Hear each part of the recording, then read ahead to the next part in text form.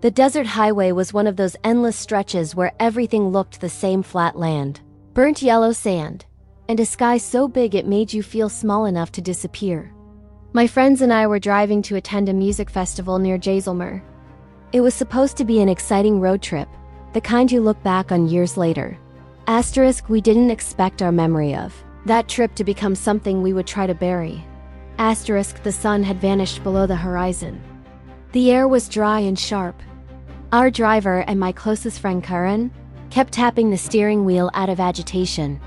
Asterisk, it shouldn't be this dark, he muttered. Asterisk, we were deep inside the desert belt now, far from any major route.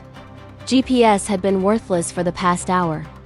No signals, no landmarks, nothing except the faint silhouette of an old building standing alone in the distance.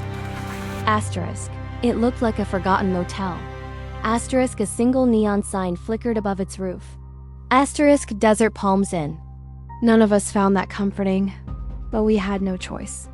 The fuel gauge was almost hugging empty. Turning back wasn't an option. Asterisk, we'll stay here for the night, I said. The others hesitated, but exhaustion and necessity won. We parked in the front lot. The building looked older the closer we got, paint peeling off the walls, windows covered with thick dust, and a dead silence hanging around it like a threat. Even the desert wind refused to blow near it. The lobby door opened with a tired creak. Inside, it smelled like old fabric and trapped heat. A single bulb flickered overhead. Behind the counter sat a man so thin he looked carved from bone. His skin was stretched tight across his face, and his eyes had the shine of someone who had gone too long without sleep. Asterisk, you boys lost? He asked, voice low. Just need a place to stay, Karen said. The man stared at us one by one slowly, deliberately, as if memorizing our faces. Asterisk, only one room available, he finally said. Asterisk, despite the motel having dozens of doors along both floors, all identical, all apparently unused. Asterisk, one room is fine, I replied quickly. He slid a key across the counter. A rusty, ancient-looking key with a tag reading, Room 12. Before we could leave, he added something in a tone so flat it made my skin crawl. Asterisk, lock the door from inside. Do not open it for anyone. Anyone at all. His gaze lingered on me last. We don't check guests after dark. Asterisk, room 12 was at the far end of a long hallway. The corridor smelled stale, as though the air hadn't moved in years. Old portraits hung crookily on the walls, faded paintings of people whose faces were nearly rubbed out. Karen made a joke to cut the tension. Nice decor. Very serial killer chic. None of us laughed. Inside, the room was bigger than expected: 2 beds, an old sofa, and a window overlooking the desert. The curtains were stiff with dust, and the bedsheets looked clean enough but had a faint reddish tint that made me uncomfortable. Asterisk, still, with the exhaustion smothering us, we settled in quickly. Asterisk, around midnight, things changed. The lights flickered. Once. Twice. Then the overhead bulb burst with a sharp pop. Ayush groaned. You've got to be kidding. Asterisk, Karen used his phone flashlight while we searched for a switch or lamp. That's when I noticed it. The air in the room had turned ice cold. Asterisk, desert nights are cool, yes, but not freezing. Guys, I whispered. Do you feel that? Asterisk, Ayush nodded slowly. It's like someone opened a freezer. Asterisk, before any of us could react, someone knocked on the door. 3 slow knocks. We froze. Asterisk, the man at the reception had warned us not to open the door at night. Asterisk, Karen whispered, maybe it's staff? But the knocks came again, harder this time. Ayush moved toward the peephole. Asterisk, don't. I hissed. He ignored me and peeked out. He jerked back instantly, stumbling onto the bed. Asterisk, there's someone standing there. Asterisk, my heart kicked into overdrive. Ayush's voice trembled. It looked like, I don't know, a man.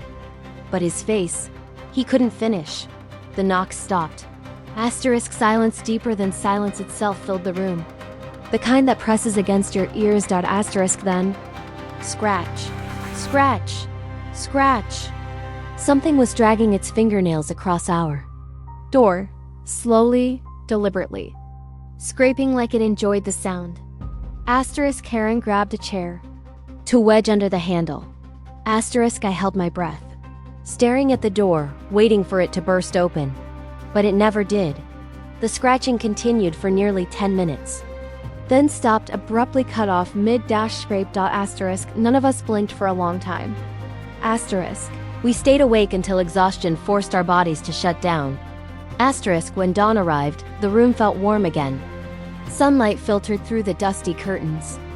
The desert looked calm, almost peaceful. We gathered our bags and hurried back to the lobby. The receptionist was gone. In his place was an old woman, sweeping the floor. She looked surprised to see us. Where did you boys come from? She asked. We stayed here last night, I said. She frowned deeply. That can't be. This motel has been closed for years. The owner died nearly a decade ago. My heartbeat slowed. What about the man at the counter?